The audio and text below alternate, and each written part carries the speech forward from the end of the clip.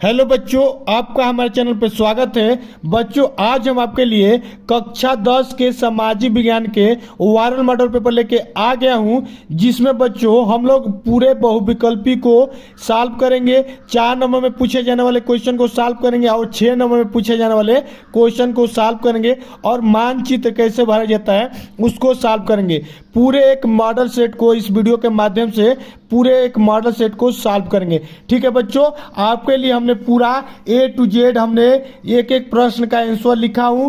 कैसे लिखा जाएगा A to Z हम आपको बताएंगे कि क्या क्या होता है, अलग अलग टेक्निक से कैसे लिखना है, कैसे क्या करना है। A to Z हम आपको इस वीडियो के माध्यम से बताने वाले हैं। ठीक है बच्चों, तो आइए देखते हैं सबसे पहले कि हमारे बहुविकल्पी जो पूछे जाते हैं, कौन कौन सा अति इंपॉर्टेंट बहुविकल्पी है इस मॉडल पेपर में दिया है, उसको देखते हैं। उसके बाद एक एक क्वेश्चन को सॉल्व किया जाएगा। ठीक है बच्चों, और यदि आप हमारे चैनल पर नए हो तो चैनल को सब्सक्राइब कर दो और वीडियो को लाइक कर दो। आओ देखते हैं सबसे पहले खंड नंबर अ को।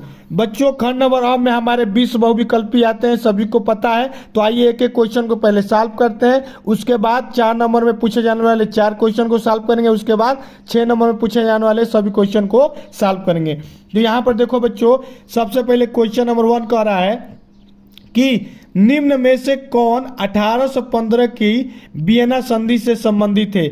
बच्चों, ये बच्चों को जिसको पता है कमेंट करते जाए कि इसका आंसर क्या होगा। एक एक का कमेंट हम पढ़ते हैं। तो यहाँ लिखा है कि वियना संधि, तो बच्चों जो वियना से संबंधित है ऑप्शन देगा बिस्मार्क, नेपोलियन, ड्यूक मेटरनिक या ज्यूसेपी मेत्सिनी। तो बहुत बच्चे सोच रहे होंगे कि ज्यूसेपी है, लेकिन बच्चों जो हमारा वियना संधि है वो भी 1850-15 का, वो हमारा नेपोलियन से संबंधित है। ये क्वेश्चन बहुत ही अति महत्वपूर्ण होने वाला है।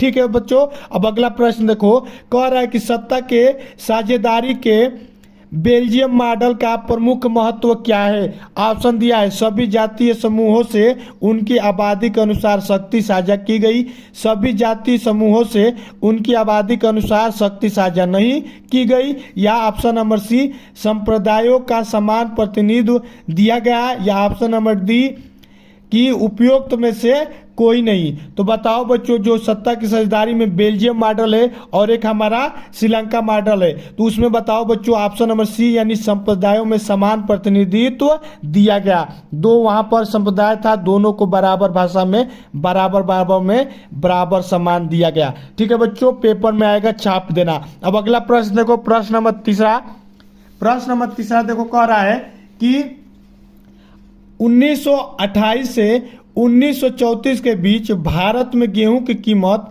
50% तक क्यों गिर गई। बाढ़ के कारण, सूखे के कारण, महामंदी के कारण, या उपयुक्त में से कोई नहीं। जल्दी कमेंट करके बताओ इसका आंसर क्या होगा। तो बच्चों 1928 से 1934 के बीच में ना 50% जो गेहूं था महामंदी के कारण दाम उसका गिर गया था। पूरे विश्व में महामंदी आ गई थी। कब? 1828 से 34 के बीच में। किसके कारण? प्रथम विश्व युद्ध के कारण। उसी प्रकार आप देखो दूसरा क्वेश्चन कर रहा है, चौथा नंबर, कि ब्रेटन वुड्स नामक संस्थान निम्नलिखित में से कहाँ स्थित है। अमेरिका, यूरोप, अफ्रीका, इनमें से कोई नहीं। आंख बंद करके मार देना अमेरिका पे। ठीक है बच्चों, अब अगला प्रश्न देखो, कह रहा है कि निम्नलिखित में से कौन सा लक्षण संघीय सरकार से संबंधित नहीं है। कठोर संविधान, शक्तियों का केंद्रीकरण, संघ एवं राज्यों के मध्य शक्तियों का विभाजन, या सर्वोच्च न्यायालय। तो बताओ बच्चों संघीय सरकार से संबंधित कौन नहीं है? शक्तियों का केंद्रीकरण। ऑप्शन नंबर बी सही हो जाएगा। उसी प्रकार देखो, निम्नलिखित में से सामाजिक विभाजन का कारण क्या है। धर्म, भाषा, दोनों, यानी ऑप्शन नंबर सी हो जाएगा। धर्म पे भी बांटते हैं और भाषा पे भी बांटा जाता है। ठीक, अब अगला देखो, कह रहा है कि यदि हम लैंगिक विभाजन की बात करें तो इसका अर्थ क्या होगा। समाज में स्त्री और पुरुष की असमानता भूमिका, स्त्री और पुरुष के मध्य जैविक भिन्नता, बालक और बालिकाओं के संख्या का असमानता, उपयुक्त में से कोई नहीं। आंख बंद करके मार देना ये पे। समाज में स्त्री और पुरुष की असमान भूमिका। उसी प्रकार देखो बच्चों, अगला नंबर कह रहा है राष्ट्रवाद का उदय सर्वप्रथम किस देश से हुआ। जर्मनी से, फ्रांस से, इटली से, ब्रिटेन से। बच्चों हमारा कहाँ से हुआ था? फ्रांस से हुआ था। बहुत सही, बहुत बच्चे इसका आंसर सही दिए होंगे।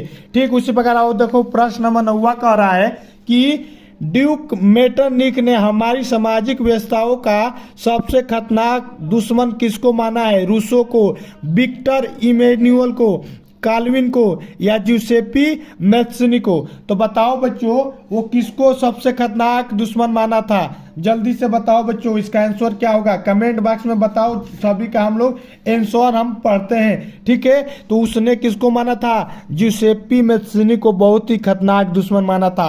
अब अगला प्रश्न देखो, कह रहा है कि लोकतांत्रिक शासन व्यवस्था अन्य व्यवस्थाओं से अधिक है क्योंकि यह नागरिक में समानता को बढ़ावा देता है, व्यक्ति की गरिमा को बढ़ावा देता है, या दोनों नहीं? तो बताओ बच्चों ये क्या है? इसका आंसर हो जाएगा ये दोनों होगा। नागरिक में समानता की बढ़ावा भी देता है और व्यक्ति की गरिमा को भी बढ़ावा देता है। कौन बच्चों? लोकतांत्रिक शासन व्यवस्था, ठीक है बच्चों। अब अगला प्रश्न देखो, कह रहा है कि मृदा किस प्रकार का प्राकृतिक संसाधन है? नवीनीकरण योग्य संसाधन, अनवीनीकरण योग्य संसाधन, जैव संसाधन या संभावित संसाधन? तो मृदा जो हमारा है बच्चों ए है नवीनीकरण योग्य संसाधन। अगला प्रश्न देखो, कह रहा है निम्नलिखित में से पंजाब में भूमि संकुचन के मुख्य कारण क्या है? गहन खेती, अधिक सिंचाई, वनोन्मूलन या अति पशुचारण? तो बच्चों इसका आंसर सही क्या होगा? हमारा होगा अधिक सिंचाई के कारण वहां पर पंजाब में भूमि संकुचन होगा, ठीक है बच्चों। अब अगला प्रश्न देखो, कह रहा है भारत में किस राज्य की शिशु मृत्यु दर निम्नतम है? केरल, बिहार, पंजाब, हरियाणा? तो इसका सही आंसर केरल हो जाएगा। उसी प्रकार अगला प्रश्न कर रहा है, सार्वजनिक एवं निजी क्षेत्र को किस आधार पर वर्गीकृत किया जाता है? रोजगार की परिस्थिति, आर्थिक क्रिया की प्रकृति, उद्यम का स्वामित्व, किसी उद्यम में काम कर रहे श्रमिकों की संख्या? तो इसका सही क्या होगा? उद्यम की स्वामित्व जो होता है सार्वजनिक और निजी क्षेत्र के आधार पर वर्गीकृत किया गया है, ठीक है बच्चों। अब आओ 15 नंबर देखते हैं। 15 नंबर कह रहा है कि भूक्षरण से क्या तात्पर्य है? आंसर भूमि का अनुपजाऊ, ऑप्शन नंबर ए पे मार देना। अगला कह रहा है कि गोंडवाना कोयले का जमाव किस क्षेत्र में नहीं पाया जाता है? दामोदर घाटी, सोन घाटी, महानदी घाटी, चंबल घाटी? ऑप्शन डी पे मार देना, चंबल घाटी में हमारा गोंडवाना कोयला नहीं पाया जाता है, ठीक है बच्चों। अब अगला प्रश्न देखो, कह रहा है कि भूमिहीन ग्रामीण मजदूरों के लिए सबसे अधिक उपयुक्त विकास का लक्षण कौन है? उपज का ज़्यादा समर्थन मूल्य, वो अपने बच्चों को विदेश में बसा सके, अधिक मजदूरी या उपयुक्त में से कोई नहीं? तो बताओ बच्चों इसका क्या होगा? भूमिहीन ग्रामीण मजदूरों के लिए हमारा सबसे क्या होगा? अधिक मजदूरी, ऑप्शन नंबर सी सही हो जाएगा। अब अगला प्रश्न देखो, निम्नलिखित में से कौन सा व्यापार अवरोधकों का लक्षण नहीं है? सरकार विदेश व्यापार को नियमित करके व्यापार अवरोधकों का प्रयोग कर सकती है। सरकार यह निर्णय ले सकती है कि किस देश में किस प्रकार की वस्तुओं कितनी मात्रा में आयातित करते हैं, यह भी सही है। ऑप्शन नंबर सी कर रहा है विश्व व्यापार संगठन व्यापार अवरोधकों को बढ़ावा देता है, ये हमारा क्या है? गलत है, यानी ऑप्शन नंबर सी ही सही हो जाएगा। अगला क्वेश्चन देखो, निम्नलिखित में से कौन सा परंपरागत ऊर्जा का स्रोत नहीं है? कोयला या भूतापीय ऊर्जा, या दोनों नहीं? तो हमारा क्या हो जाएगा? कोयला जो है हमारा परंपरागत ऊर्जा है। उसी प्रकार लास्ट नंबर देखिए, कह रहा है कि वैश्वीकरण का बहुराष्ट्रीय कंपनियों के निवेश पर क्या प्रभाव पड़ा? बहुराष्ट्रीय कंपनियों के निवेश में वृद्धि हुई। बी नंबर कह रहा है कि बहुराष्ट्रीय कंपनियों द्वारा भारत के विदेशी व्यापार के अधिकांश भाग पर नियंत्रण हुआ। सी नंबर कह रहा है बहुराष्ट्रीय कंपनियों के आगमन से लोगों का आर्थिक स्थिति क्या हुई? सीड हुई, या ऑप्शन नंबर सी सभी? तो ऑप्शन क्या हो जाएगा? डी हो जाएगा कि उपयुक्त सभी, द हो जाएगा। क्यों बच्चों? क्योंकि उससे हमारा वृद्धि भी हुई, अधिकांश भाग में विकास भी हुआ और लोगों की आर्थिक स्थिति भी सुधर गई, ठीक है बच्चों। इस 20 क्वेश्चन को लगा लेना। आशा करता हूँ 20 क्वेश्चन एकदम रट लिए होंगे। सुबह में लाइव आया जाएगा, एक एक वीडियो को एनालिसिस करेंगे। अब देखो आओ देखते हैं कि खंड ब में कितने नंबर के पूछे जाते हैं? 50 नंबर के आते हैं, जिसमें 4 नंबर के 4 क्वेश्चन यानी 16 नंबर, और 6 नंबर के 4 क्वेश्चन 24 नंबर, यानी 50 नंबर यहाँ से और 10 नंबर मानचित्र से, ठीक है बच्चों। तो आओ देखो, सबसे पहला क्वेश्चन कह रहा है कि प्रथम विश्व युद्ध के पश्चात होने वाले महामंदी के कारणों की समीक्षा कीजिए, या 1928 से 1934 के मध्य होने वाले महामंदी का भारतीय अर्थव्यवस्था पर पड़ने वाले प्रभावों की समीक्षा कीजिए। दोनों दिया है, मंदी से दिया है, तो कोई एक क्वेश्चन करना है तो आइए करते हैं प्रथम महाविश्व युद्ध से होने वाले समीक्षा का अध्ययन। ठीक है बच्चों, तो देखो बच्चों, लिखना उत्तर ऐसे लिखना कि प्रथम विश्व युद्ध 1914 से लेकर 1919 तक चला था। यह दो खेमों के बीच में लड़ा गया था। यहाँ पर दो खेमे थी, एक हमारा केंद्रीय शक्तियाँ थी और एक हमारा राष्ट्रीय मित्र राष्ट्र था। मित्र राष्ट्र यानी ब्रिटेन, फ्रांस, रूस, और केंद्रीय शक्तियाँ मतलब जर्मनी, ऑस्ट्रिया, हंगरी, ऑटोमन तुर्की, ये सभी मिल के आपस में दोनों क्या किए, लड़े थे।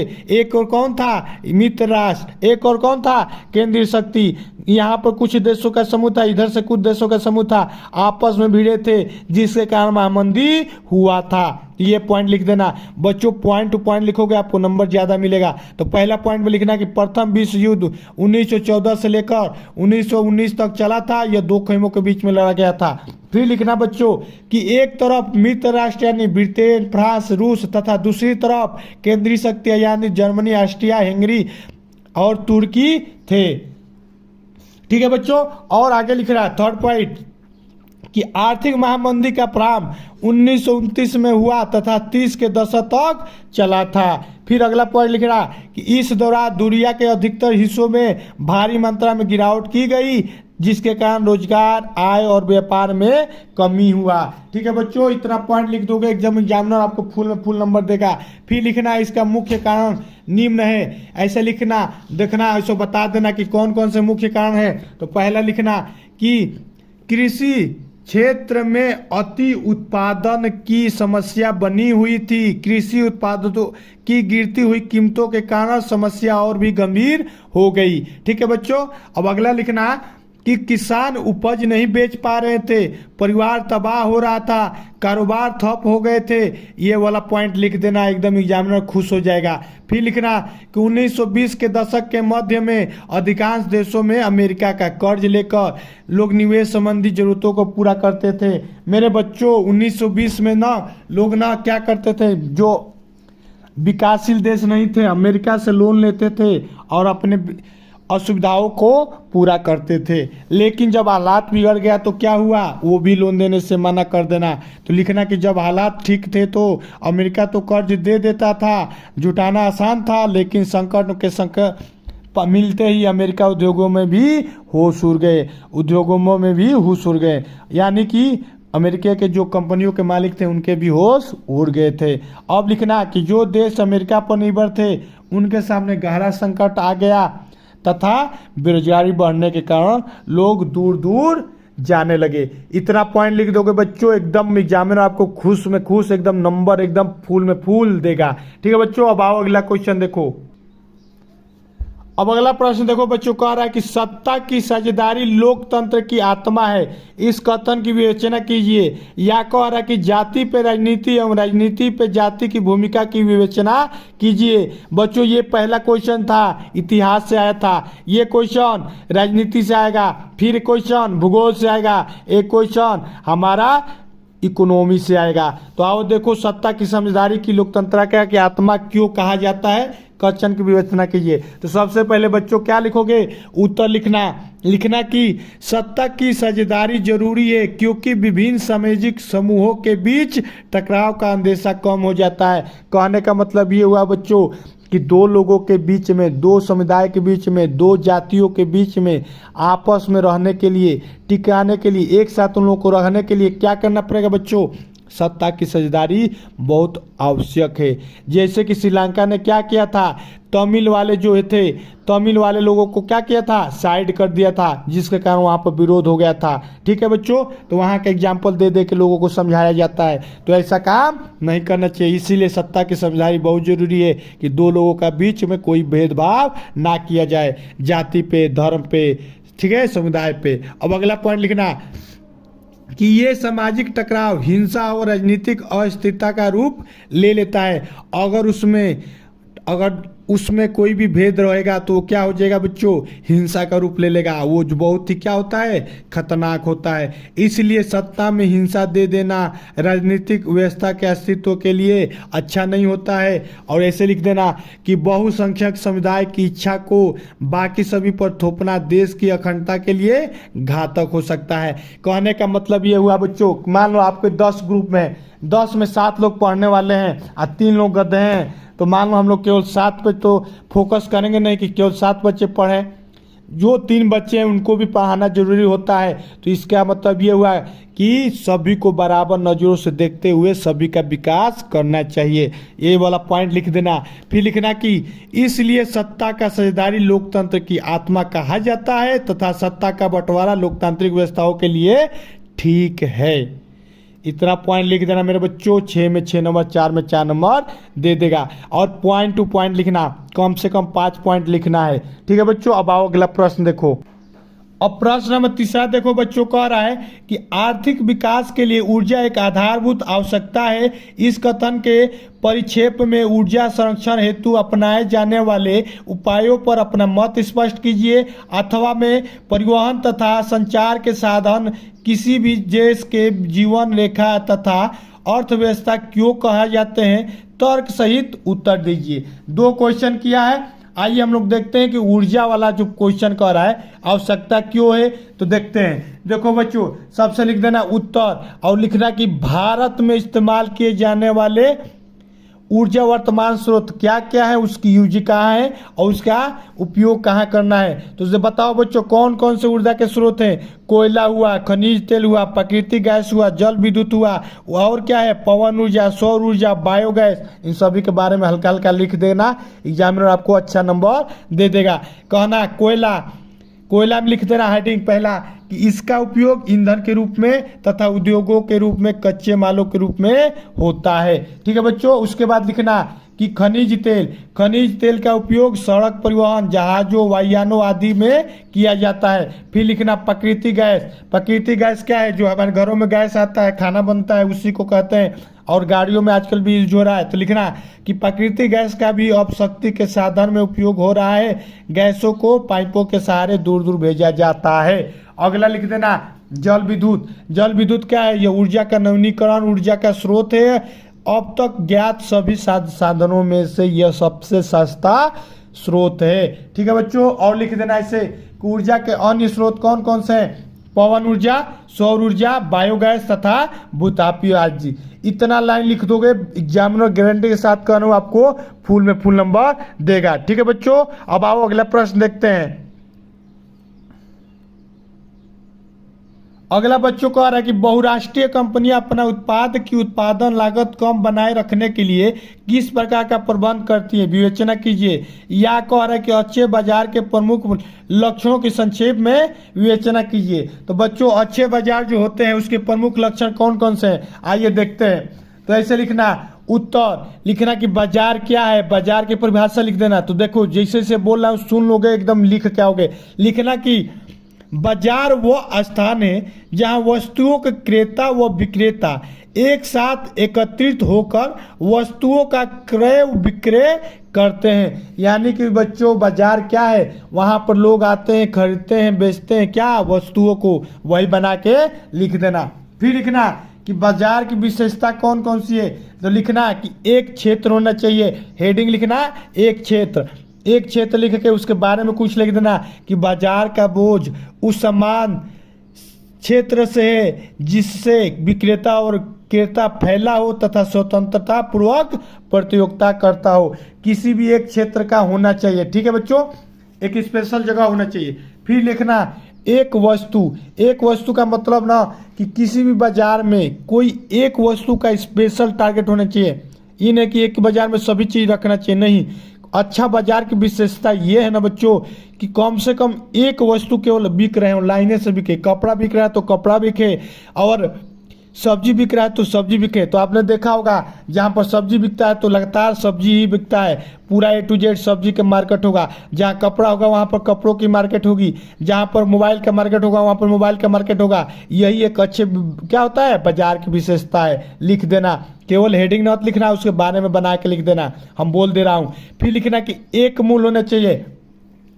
एक मूल का मतलब ये हुआ बच्चों कि सभी के लिए एक बराबर क्या होना चाहिए, एक बराबर हमारा दाम होना चाहिए, एक बराबर मूल होना चाहिए। सभी वस्तुओं का अलग अलग मूल नहीं होना चाहिए, एक मूल पे सभी मार्केट में बेचना चाहिए। ठीक है बच्चों।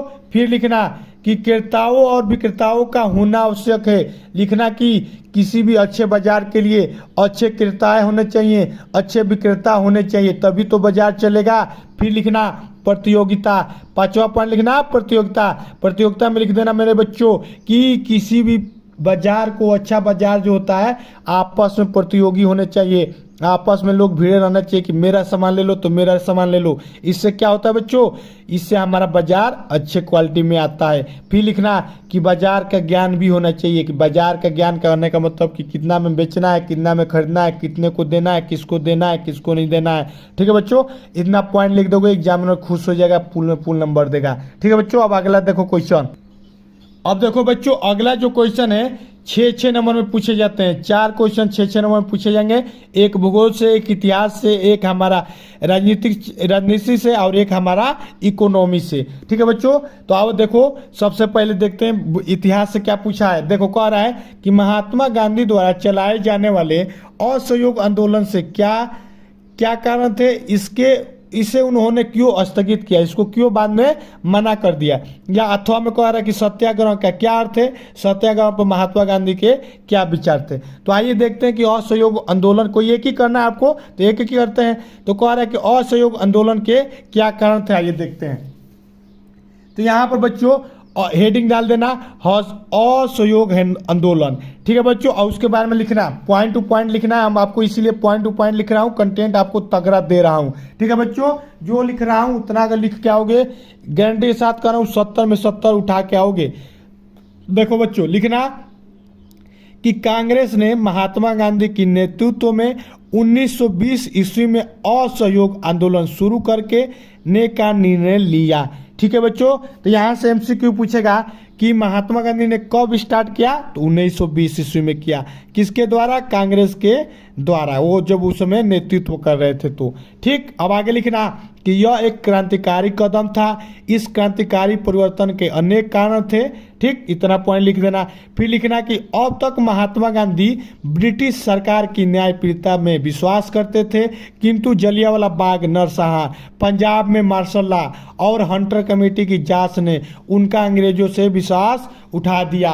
बच्चों महात्मा गांधी जी होते थे, वो अंग्रेजों पे विश्वास करते थे कि अरे वो एक दिन हमको आज़ाद कर देंगे बिना किसी स्ट्रगल के ही, मतलब वो हम लोग हमारे रिक्वेस्ट पे ही। लेकिन वो सोचे कि बिना इसके नहीं होगा, लेकिन बाद में उनका भी विश्वास अंग्रेजों से उठ गया और उन्होंने भी निर्णय लिया कि अब एक असहयोग आंदोलन स्टार्ट हो जिससे कि हमारा देश आज़ाद हो। ठीक है बच्चों। फिर लिखना कि इसके मुख्य बिंदु कौन कौन थे।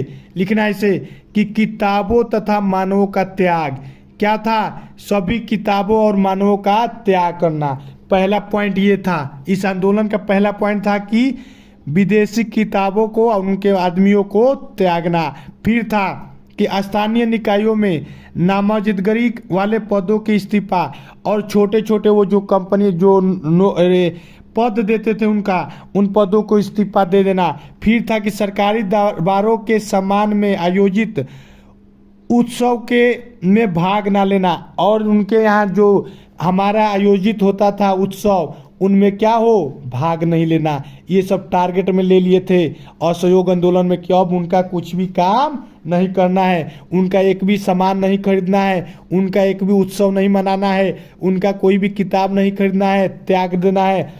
ठीक, और बच्चों को स्कूल से हटा लेना। क्या था बच्चों, बच्चों को स्कूल से हटा लेना, पॉइंट टू पॉइंट लिख दोगे नंबर अच्छा मिलेगा। फिर लिखना अदालतों का बहिष्कार, फौज में भर्ती का बहिष्कार, ये सभी क्या थे, मुख्य बिंदु थे। तो मेरे बच्चों अगर पूछेगा कि क्यों स्थगित किया गया तो ऐसे लिख देना कि ब्रिटिश सरकार ने इस आंदोलन को कुचलने के लिए व्यापक दमन चक्र चलाया। महात्मा गांधी के अलावा सभी कांग्रेसों को क्या किया गया, गिरफ्तार किया गया और चोरी चोरा के अप्रिय घटना के कारण यह आंदोलन 1922 में वापस ले लिया गया महात्मा गांधी के द्वारा। क्या हुआ ना बच्चों, उन्होंने क्या किया, महात्मा गांधी के अलावा और भी जो कांग्रेस के नेता थे उनको गिरफ्तार करके चोरी चोरा वाला जो आपने घटना पढ़ा होगा उसी के कारण क्या हुआ, उन्होंने स्थगित कर दिया। ठीक है बच्चों, आशा करता हूँ कि आपको अच्छा लग रहा है तो लाइक कर दिया करो वीडियो को। एकदम मेहनत लगता है, एक एक कंटेंट आपके लिए लिखे हैं, जो जो लिखा हूँ छाप के आओगे एकदम पेपर में, तो ये गारंटी के साथ कर रहा हूँ बहुत अच्छा नंबर उठाओगे, कम से कम 65 नंबर उठा लोगे। ठीक है बच्चों, अब अगला प्रश्न देखो। अगला प्रश्न कह रहा है बच्चों कि लोकतांत्रिक सुधार का क्या अर्थ है, इसके लिए उठाए जा सकने वाले किन्हीं 4 कदमों का उल्लेख कीजिए। कम से कम 4 कदम, ऑप्शन 2 और 4, एक एक कदम पे 4 नंबर, एक एक नंबर और 2 नंबर लोकतांत्रिक सुधार के बारे में लिखने पे। ठीक है बच्चों, तो ऐसे डालना, हम जैसे बताते हैं वैसे ही लिख के आओगे, अच्छा नंबर पाओगे। लिखना लोकतांत्रिक सुधार, हेडिंग डाल लेना। लिखना कि आमतौर पर लोकतंत्र को मजबूत बनाने के बारे में ही सभी का सुझाव और प्रस्ताव लोकतांत्रिक सुधार कहलाता है। लोकतांत्रिक सुधार क्या है बच्चों, हम लोगों को मजबूत बनाना ही तो लोकतांत्रिक सुधार कहलाता है। अच्छा विकास हो, अच्छा शिक्षा हो, अच्छा जीवन स्तर हो, सभी हमारा सही होना चाहिए। ठीक है बच्चों, उसी को लोकतांत्रिक सुधार कहते हैं। तो ऐसे लिखना आमतौर पर लोकतंत्र को मजबूत बनाने के बारे में सभी सुझाव या प्रस्ताव लोकतांत्रिक सुधार कहलाता है। ठीक है बच्चों, अब लिखना कि इसके कौन कौन से इंपॉर्टेंट कदम है, तो ऐसे लिखना भारतीय लोकतंत्र की सफलता के लिए आवश्यक 4 कदम निम्न है। पहला, निष्पक्ष प्रेम। निष्पक्ष प्रेम का मतलब कि लोकतंत्र में सभी आदमियों को बराबर हिस्सा में प्रेम करना, मतलब बराबर समानता देना। तो लिखना कि लोकतंत्र की सफलता के लिए निष्पक्ष प्रेम का होना अति आवश्यक है। प्रेस दलों और पूंजीपतियों से स्वतंत्र होना चाहिए। ये नहीं कि आप पूंजीपति हैं, धनी है तो आपको ज़्यादा प्रेम दिया जाए, आप प्रेस दल के हैं तो आपको अच्छा दल प्रेम दिया जाए, और आप गरीब हैं तो आपको प्रेम ना दिया जाए, तो वो लोकतांत्रिक नहीं कहलाएगा। ठीक है बच्चों, फिर लिखना गरीबी का अंत। गरीबी नहीं होना चाहिए, यहाँ से 1 नंबर मिलेगा, वहाँ से 1 नंबर मिलेगा, हेडिंग के हिसाब से आपको नंबर मिलता है। तो लिखना कि लोकतंत्र की आवश्यकता के लिए यह भी आवश्यक है कि गरीबी का अंत हो। ठीक है बच्चों, अब अगला देखो। लिखना कि राजनीतिक दलों का आर्थिक तथा राजनीतिक सिद्धांतों पर आधारित होना। ये नहीं कि जो राजनीतिक दल है जैसे भाजपा है, कांग्रेस है, उनको किस पे आधारित होना चाहिए, आर्थिक और राजनीतिक सिद्धांतों पर। कहने का मतलब कि पैसे को कैसे यूज करना है, कैसे देश को चलाना है, उस पर जोर देना चाहिए, ना कि जाति और धर्म पे। जाति और धर्म पे वोट लोगे तो क्या होगा, वो लोकतांत्रिक सुधार के लिए बहुत ही घातक होने वाला है। ये पॉइंट लिख दोगे, 4 नंबर यहाँ से मिलेगा। फिर एक लिख देना चौथा पॉइंट, नागरिकों की उच्च चरित्र पर। और एक लोकतांत्रिक सुधार का ये है कि नागरिकों की उच्च चरित्र पर काम करे, अच्छा उनका गुण बनाए। तो ऐसे लिखना लोकतंत्र की सफलता के लिए नागरिकों की उच्चा चरित्र होना चाहिए। ठीक है बच्चों, इतना लिखोगे 6 नंबर आराम से पाओगे। ठीक है, अब अगला देखो क्वेश्चन। अगला क्वेश्चन कह रहा है बच्चों कि वैश्वीकरण का क्या अर्थ है, वैश्वीकरण का कृषि पर पड़ने वाले प्रभाव का वर्णन कीजिए, या भारत में पाए जाने वाले मोटे अनाज का उल्लेख करते हुए अनाजों का पैदावार के लिए उपयुक्त भौगोलिक परिस्थितियों का वर्णन कीजिए। तो आओ देखते हैं, बहुत इंपॉर्टेंट क्वेश्चन है, वैश्वीकरण क्या है, इसका फिक्स है कि कल के पेपर में आएगा। तो देखो लिखना हेडिंग वैश्वीकरण। देखो वैश्वीकरण या ग्लोबलाइजेशन ये है कि हम लोग जो बेचते कीनते हैं, अभी गाँव में खरीदते बेचते हैं, और कीना बेची जब देश के स्तर पर होने लगे, जैसे पाकिस्तान भारत से खरीदे, भारत पाकिस्तान से खरीदे, श्रीलंका भारत से खरीदे, भारत श्रीलंका से खरीदे, तो ऐसे सभी लोग एक दूसरे से, अमेरिका भारत से, भारत अमेरिका से, तो सभी जो देश हैं आपस में व्यापार करें, उसी को क्या कहते हैं, वैश्वीकरण कहते हैं। तो देखो पेपर में कैसे लिखना, हेडिंग डाल देना वैश्वीकरण। लिखना कि अधिक विदेश व्यापार, और अधिक विदेशी निवेश के कारण विभिन्न देशों के बाजारों में तथा उत्पादनों में एकीकरण हो जाता है। विभिन्न देशों के बीच परस्पर संबंध और तीव्र एकीकरण की इस प्रक्रिया को ही वैश्वीकरण कहते हैं। कहने का मतलब कि एकीकरण मतलब एकता, अलग अलग देशों में एकता हो वस्तुओं को खरीदने का और बेचने का, उसी को हम लोग कहते हैं ग्लोबलाइजेशन यानी वैश्वीकरण। ठीक है मेरे प्यारे बच्चों, अब लिखना बढ़ावा देने वाले कारक कौन कौन से हैं। लिखना कि बहुराष्ट्रीय कंपनियां हैं। क्या है बच्चों? बहुराष्ट्रीय कंपनियां। लिखना कि बहुराष्ट्रीय कंपनियां वैश्वीकरण की प्रक्रिया में मुख्य भूमिका निभा रही है। क्या कर रही है? बहुत ही अच्छी भूमिका निभा रही है। बहुराष्ट्रीय कंपनियां मतलब बड़ी बड़ी कंपनियां जो दूसरे देशों में तीसरे देशों में काम करती है। जैसे कि अमेजन हुआ, वो क्या है? वो विदेशी कंपनी है। जैसे कि फ़ोन हुआ, एमआई हुआ, आप फ़ोन जो चला रहे हैं वो भी क्या है? बहुराष्ट्रीय कंपनियां हैं। कई देशों में बेचा जाता है, खरीदा जाता है। ठीक है बच्चों, लिख देना ऐसे कि विभिन्न देशों के बीच अधिक से अधिक वस्तुओं और सेवाओं का आदान प्रदान हो रहा है। ठीक है बच्चों, फिर लिख देना उन्नत प्रौद्योगिकी। जो पॉइंट बता रहा हूँ जितना लिखोगे उतना नंबर पाओगे। फिर लिखना उन्नत प्रौद्योगिकी। प्रौद्योगिकी का मतलब होता है टेक्नोलॉजी। तो ये होगा कि वैश्वीकरण को उत्प्रेरित करने में प्रौद्योगिकी का तीव्र उन्नति का मुख्य योगदान है। यानी कि जो टेक्नोलॉजी है, टेक्नोलॉजी आने के कारण बच्चों कोई भी काम इजीली हो जा रहा है ना। आप अपने रूम पे हैं, हम यहाँ पर हैं, फिर भी आपको हम पढ़ा दे रहे हैं, फिर भी आप हमको पढ़ा देना है। कोई भी काम हो, पहले लेबर खोदते थे, एक मिट्टी एक गहरा खोदना होता है तो क्या करना पड़ता था? कई लेबरों को लगाना पड़ता था। अब तो क्रेन आता है, एक दिन में खोद लेता है। ठीक है बच्चों, तो यही सब है। अब आगे लिखना लास्ट पॉइंट, उदारीकरण। उदारीकरण क्या होता है बच्चों? ध्यान से सुन लो, बहुत इंपॉर्टेंट टॉपिक है। कहना कि सरकार द्वारा व्यापार और उद्योगों को हटाने की प्रक्रिया को ही उदारीकरण कहते हैं। कहने का मतलब ये हुआ बच्चों कि मान लो दो लोगों के बीच में जब व्यापार हो रहा है तो बीच में कोई रुकावट ना है, उसी को क्या कहते हैं? उदारीकरण कहते हैं। इसमें इसके अनेक देशों के बीच रोजगार और व्यापार मिल जाता है। इससे क्या होता है बच्चों कि अलग अलग देशों का रोजगार मिलता है। ठीक है, अब आओ अगला प्रश्न देखो। अब देखो बच्चों, अगला प्रश्न कह रहा है कि असंगठित क्षेत्र के श्रमिक सामाजिक भेदभाव में शिकार है। क्या आप इस कथन से सहमत हैं? कारण सहित उत्तर दीजिए। या कह रहा है मानव विकास सूचकांक क्या है, या मानव विकास नापने वाले मूलभूत अवयव का वर्णन कीजिए। बहुत इंपॉर्टेंट क्वेश्चन है बच्चों, कल के पेपर में आएगा, छाप देना। लिख लो, ध्यान से सुन लो। कह रहा है कि मानव विकास, उत्तर लिख देना। लिखना ऐसे पॉइंट टू पॉइंट जैसे बताता हूँ वैसे लिखना है। लिखना कि मानव विकास सूचकांक एक ऐसा मापदंड है जिसके द्वारा देशों की सामाजिक आर्थिक क्षेत्र में उपलब्धियों के आधार पर स्थान निर्धारित किया जाता है। बच्चों जो मानव विकास सूचकांक है ना, अलग अलग, अच्छा तुम्हारे ही घर में 6 लोग हैं ना, चाहे 7 लोग हैं ना, या कुछ लोग हैं ना, तो सभी का अलग अलग शिक्षा होगा, अलग अलग व्यवहार होगा, अलग अलग बोली होगा, अलग अलग क्या होगा? नॉलेज होगा। तो सभी लोगों को क्या होगा? अलग अलग हेल्थ होगा। कोई बूढ़ा होगा, कोई बच्चा होगा, कोई हेल्दी होगा। कोई आप 10 में तो आप 17-18 साल 16-17 साल के होंगे। तो यही मतलब क्या है? सभी का एवरेज मिलाकर एक मानव विकास सूचकांक मतलब इंडेक्स बनाया जाता है। सभी लोगों का हेल्थ देखा जाता है, जीवन स्तर देखा जाता है, आयु देखा जाता है, और क्या देखा जाता है? शिक्षा देखा जाता है कि उनकी शिक्षा कितनी है, आयु कितनी है, जीवन स्तर कितना है, हेल्दी कितने हैं, स्वस्थ कितने हैं। इन सभी चीज़ों को मिलाकर एक सूचकांक बनाते हैं, उसी को मानव विकास सूचकांक कहते हैं। ठीक है मेरे प्यारे बच्चों, अब आगे देखो, ऐसे लिखना, इस मापदंड द्वारा संयुक्त राष्ट्र विभिन्न देशों की तुलनात्मक प्रगति का ज्ञान प्राप्त करने के सफल हुआ। देखो बच्चों, इसको ना किसके द्वारा किया गया था? संयुक्त राष्ट्र के द्वारा इसको जारी किया जाता है। संयुक्त राष्ट्र क्या है? पूरे देशों का एक समूह है।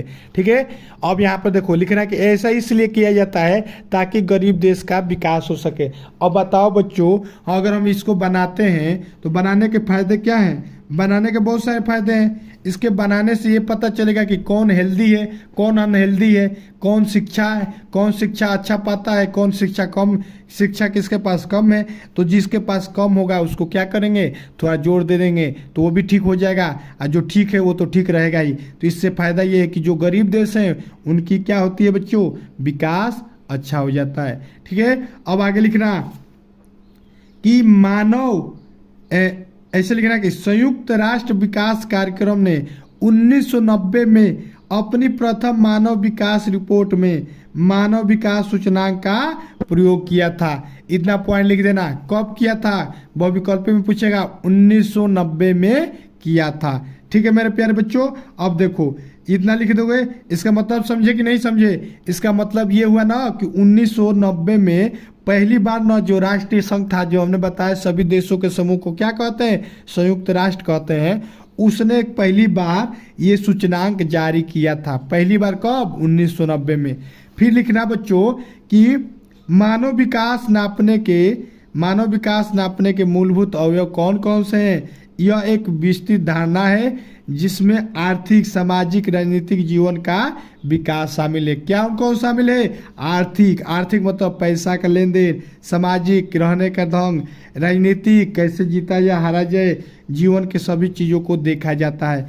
इसके लिए कौन कौन से शामिल है, दीर्घ आयु, कौन कौन, शिक्षा, जीवन स्तर। इतना पॉइंट मेरे बच्चों लिख दोगे, गारंटी के साथ कहता हूँ 65 से कम नंबर तुम्हारा नहीं आएगा। और वीडियो अच्छा लगा है तो वीडियो को एकदम लाइक कर दो। हमने आपको A to Z सॉल्यूशन करा है, खुद लिखा है बच्चों, बहुत मेहनत लगता है। ठीक है, तो कम से कम और कुछ नहीं चाहिए बच्चों, बस लाइक कर देते हैं तो इसमें में दिल खुश हो जाता है कि हम बच्चे वीडियो को पसंद कर रहे हैं, तो और हम लोग मोटिवेट होकर और बच्चों के लिए अच्छा कंटेंट लिखते हैं। दिन रात करके एक मेहनत करके आप लोग को पास कराने में लगे हैं। ठीक है बच्चों, अगर वीडियो अच्छा लगा तो वीडियो को लाइक कर दो, और नए हो तो सब्सक्राइब भी कर दो। और मानचित्र का जो हमारा 10 नंबर का पूछा जाता है, हमने अपने चैनल पे वीडियो बना दूंगा, जाके वहां से देख लेना। बनाया हूं, जाके चैनल पे देख भी लेना। और एक और बनाने वाला हूं, आज शाम को जारी करूंगा, उसको जाके वहां से देख लेना। ठीक है बच्चों, मिलते हैं नेक्स्ट वीडियो में, तब तक के लिए जय हिंद।